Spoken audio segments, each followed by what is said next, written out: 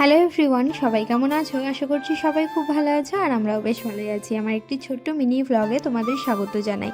তো দেখো, এখানে বানাচ্ছি হচ্ছে আলুর দম, আর তাও সম্পূর্ণ নিরামিষভাবে। আলুগুলোকে আমি সেদ্ধ করে নিয়ে তারপর খোসা ছাড়িয়ে নিয়েছি। মটরশুঁটি দিয়ে আমি এখানে ছোট আলুর দম করলাম। আর এদিকে দেখো, মটরশুঁটিগুলোকে আমি পেস্ট করে নিয়েছি আর এখন বানাচ্ছি হচ্ছে পুর। আর প্রথমেই তেলের মধ্যে একটু হিং ফোড়ন দিয়ে নিয়েছিলাম। আশা করি তোমরা এতক্ষণে বুঝতেই পেরেছো যে আজকে রাতে ডিনারে আমি কি বানাচ্ছি। বানাবো হচ্ছে কড়াইশুঁটির কচুরি আর সঙ্গে ছোট আলুর দম। আলুর দমটা আমার হয়ে গেছে আর এখানে কড়াইশুঁটির পুর বানিয়ে নিয়েছি। আর ময়দাটা খুব ভালো করে মেখে আর এখানে নিচিগুলোর মধ্যে পুর ভরে নিয়েছি। আর এখন হচ্ছে বেলার পালা। তো বেলে আমি এখানে নেব হচ্ছে কড়াইশুঁটির কচুরিগুলোকে ভেজে।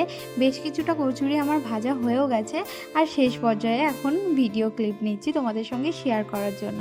তো দেখো, প্রত্যেকটা কচুরি ফুলেছিল আর এগুলো একটু সমস্যা হচ্ছে, কেননা একটু তেল কমে এসেছে, মানে শেষ পর্যায়ে বুঝতেই পারছো। তো প্রত্যেকটা কচুরিই ফুলেছিল আর একটাও ফাটেনি।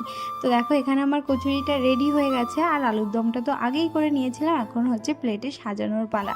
শীতকাল মানেই হচ্ছে কড়াইশুঁটির কচুরি আর ছোট আলুর দম। তো এইটা না খেলে শীতকাল পুরো ইনকমপ্লিট থেকে যায়।